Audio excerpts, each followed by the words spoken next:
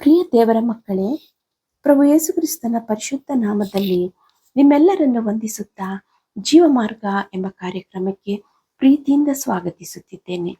ಯೇಸು ಪ್ರಭು ಈ ಲೋಕದಲ್ಲಿ ಜೀವಿಸುತ್ತಿದ್ದಾಗ ತನ್ನ ಶಿಷ್ಯರ ಜೊತೆ ಅನೇಕ ಸ್ಥಳಗಳಲ್ಲಿ ಸಂಚಾರ ಮಾಡುತ್ತಾ ಜನರಿಗೆ ಬೋಧಿಸುತ್ತಿದ್ದರು. ಆತನ ಉಪದೇಶಕ್ಕೆ, ಬೋಧನೆಗೆ ಎಲ್ಲರೂ ಆಶ್ಚರ್ಯಪಡುತ್ತಿದ್ದರು. ಒಮ್ಮೆ ಶಿಷ್ಯರ ಜೊತೆ ಯೇಸು ಪ್ರಭು ಅಡವಿಗೆ ಹೋದರು.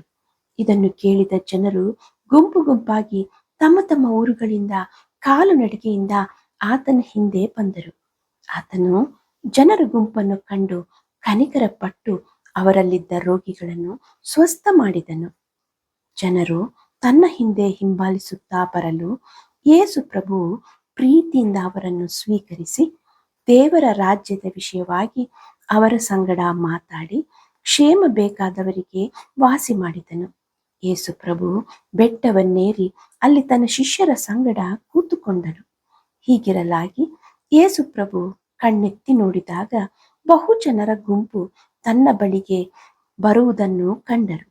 ಸಂಜೆಯಾದಾಗ ಶಿಷ್ಯರು ಯೇಸುವಿನ ಬಳಿಗೆ ಬಂದು, ಇದು ಅಡವಿ, ಈಗ ಹೊತ್ತು ಹೋಯಿತು, ಈ ಗುಂಪಿಗೆ ಅಪ್ಪಣೆ ಕೊಡು, ಅವರು ಪಕ್ಕದ ಹಳ್ಳಿಗಳಿಗೆ ಹೋಗಿ ಆಹಾರ ಪದಾರ್ಥಗಳನ್ನು ಕೊಂಡುಕೊಳ್ಳಲಿ ಎಂದರು.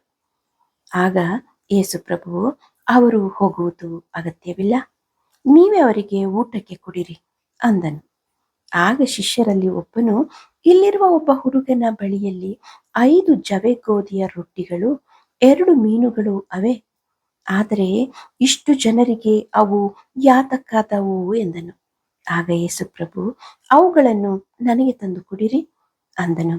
ಮತ್ತು ಜನರನ್ನು ಹುಲ್ಲಿನ ಮೇಲೆ ಸಾಲು ಸಾಲಾಗಿ ಕೂರಿಸಲು ಶಿಷ್ಯರಿಗೆ ಹೇಳಿದರು. ಆ ಸ್ಥಳದಲ್ಲಿ ಬಹಳ ಹುಲ್ಲು ಬೆಳೆದಿತ್ತು. ಜನರು ಕೂತುಕೊಂಡರು. ಗಂಡಸರ ಸಂಖ್ಯೆ ಹೆಚ್ಚು ಕಡಿಮೆ 5,000ವಿತ್ತು. ಹೆಂಗಸರು, ಚಿಕ್ಕ ಮಕ್ಕಳು ಇನ್ನೆಷ್ಟು ಸಂಖ್ಯೆಯಲ್ಲಿರಬೇಕಲ್ಲವೇ?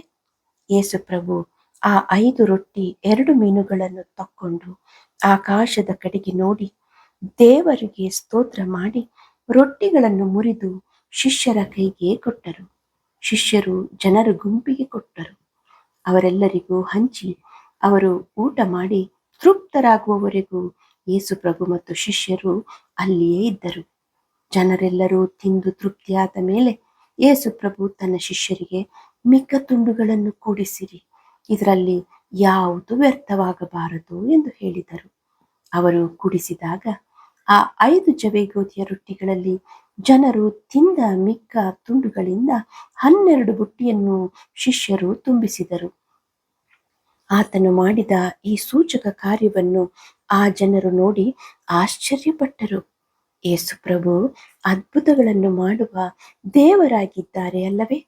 ನಮ್ಮ ಹತ್ತಿರ ಇರುವ ಅಲ್ಪ ಸಂಪನ್ಮೂಲವನ್ನು ಆತನ ಕೈಗೆ ಸಮರ್ಪಿಸಿದಾಗ ಆತನು ಅದನ್ನು ಅನೇಕ ಪಟ್ಟು ಹೆಚ್ಚಿಸಿ ಆಶೀರ್ವಾದ ಮಾಡುತ್ತಾನೆ. ಯೇಸು ಪ್ರಭು ಆಹಾರವನ್ನು ತೆಗೆದುಕೊಂಡು ಕೃತಜ್ಞತೆಯಿಂದ ಪ್ರಾರ್ಥಿಸಿದನು. ಆಗ ಅಲ್ಪವಾದದ್ದು ಅಪಾರವಾಯಿತು. ಯೇಸು ಪ್ರಭು ಜನರ ಹಸಿವೆಯನ್ನು ನೋಡಿ ದಯೆಯಿಂದ ಅವರ ಅಗತ್ಯವನ್ನು ಪೂರೈಸಿದರು. ದೇವರ ಕೃಪೆ, ಕರುಣೆ ಮಾನವರ ಮೇಲಿದೆಯಲ್ಲವೇ?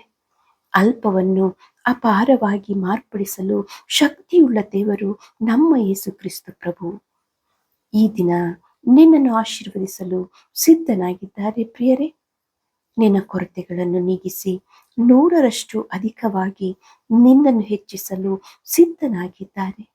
ತನ್ನ ಮಕ್ಕಳ ಹಸಿವೆಯಿಂದ ಪರಿತಪಿಸುವುದನ್ನು ನೋಡಿ ನಿನ್ನ ಮೇಲೆ ಕನಿಕರ ಉಳ್ಳವಾಗಿದ್ದು ನಿನ್ನ ಹಸಿವೆಯನ್ನು ನೀಗಿಸಲು ಕೈ ಚಾಚುತ್ತಾನೆ. ಯೇಸು ಕ್ರಿಸ್ತನ ಬಳಿಗೆ ನಿಮ್ಮ ಕೊರತೆಗಳನ್ನು, ಆತ್ಮಿಕ ಹಸಿವೆಯನ್ನು ತೆಗೆದುಕೊಂಡು ಬನ್ನಿರಿ. ಆಗ ಆತನು ಅದನ್ನು ಅಪಾರವಾಗಿ ಆಶೀರ್ವಾದವನ್ನು ಮಾಡುತ್ತಾನೆ. ಕ್ರಿಸ್ತನ ಕೃಪೆ ನಿಮ್ಮೊಂದಿಗಿರಲಿ ಪ್ರಿಯರೇ. ಆಮೇನ್, ಆಮೇನ್.